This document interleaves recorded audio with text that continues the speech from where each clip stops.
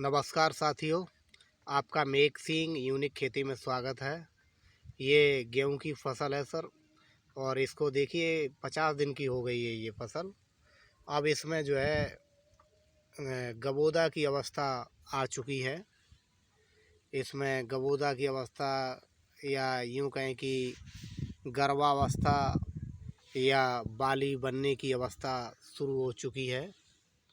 और इस अवस्था में हमें एक बहुत महत्वपूर्ण कार्य करना है, क्योंकि हमारी फसल इस समय जो है बढ़वार पर भी होती है और गर्भावस्था आने पर उसे जो है अतिरिक्त पोषक तत्वों की भी आवश्यकता होती है।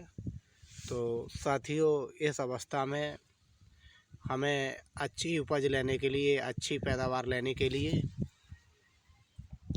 अपनी गेहूं की फसल में विशेष सावधानी बरतनी है और विशेष देख रेख की आवश्यकता पड़ती है। और अपने खेत की निगरानी नियमित समय से करते रहें। और इस अवस्था में गर्भावस्था की, जब हमारे खेत में गर्भावस्था आ जाती है, बालियां बनने की अवस्था शुरू हो जाती है, तो हमें इस अवस्था में अतिरिक्त माइक्रो न्यूट्रिएंट्स की ज़रूरत होती है। कुछ अतिरिक्त पोषक तत्वों की आवश्यकता होती है।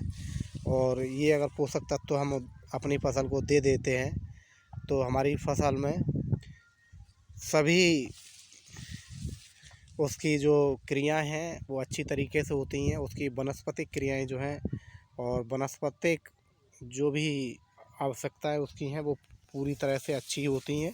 और अच्छी तरीके से बालियों का जो है विकास होता है, बालियों की संरचना अच्छी बनती है।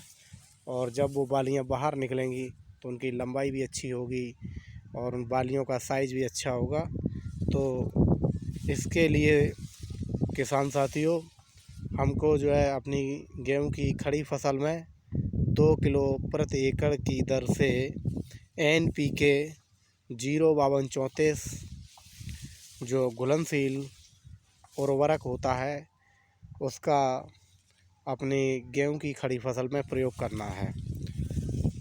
यूँ कहें कि 5 बीघा खेत में 2 किलो NPK 05234 घुलनशील लाना है और उसको जो है 150 से 200 लीटर पानी में घोलकर स्प्रे मशीन की सहायता से अपनी गेहूं की खड़ी फसल में आपका स्प्रे करना है। और इस स्प्रे से जो है आपके गेहूं में संपूर्ण विकास होगा, बालियां अच्छी बनेंगी, बालियों का साइज़ अच्छा होगा और बालियों में दाने अच्छे बनेंगे।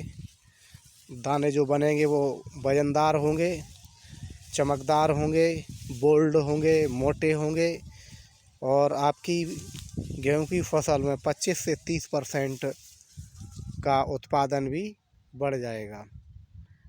और इसलिए मेरा साथियों अनुरोध है कि आप लोग अपने खेतों में NPK 05234 का प्रयोग करें और अच्छे उत्पादन के लिए, बेहतरीन फसल उत्पादन के लिए आप अपने खेतों में इसका इस्तेमाल करें। और ये आपके लिए बहुत ही फ़ायदेमंद और लाभदायक होगी। निश्चय ही आपको इससे फ़ायदा होगा। धन्यवाद साथियों।